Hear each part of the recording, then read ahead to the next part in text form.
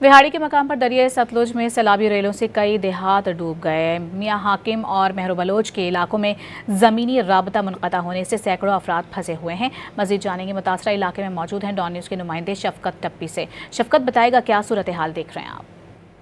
बिल्कुल, इस वक्त मौजूद हूँ मेरू बलोच में, जहाँ पे सैलाब मुतासरीन मुख्तलिफ प्रॉब्लम है, कोई इंतजामिया की तरफ से इकदाम नहीं किए गए।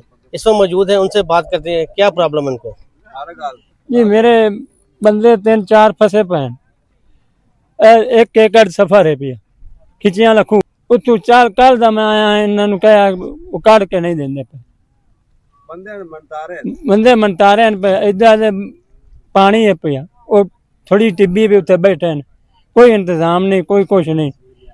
एक और सैलाब मुतासरीन हैं, उनसे जानते हैं, आप क्या कहते हैं? सर मैं मेरे बरोच मेरे बच्चे बैठन पे मैं 12 बजे तक इतने आया यहाँ पिया ते मैं आखरी हुकूमत नूं जे सानू उत्थे किश्ती ते लै जाओ, मैं बच्चे बाहर वापसी ले आने ने इत्थे सुखते ते जा नहीं रहे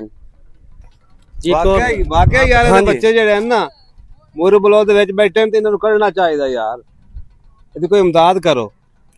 मेरू बलोच के मुतासरीन बार बार जिले इंतजामिया को शिकवा कर रहे हैं कि हमारी प्रॉब्लम को हल किया जाए, लेकिन अभी तक वो जिले इंतजामिया के इकदाम से नाखुश हैं। जी, बहुत शुक्रिया आपका शफकत।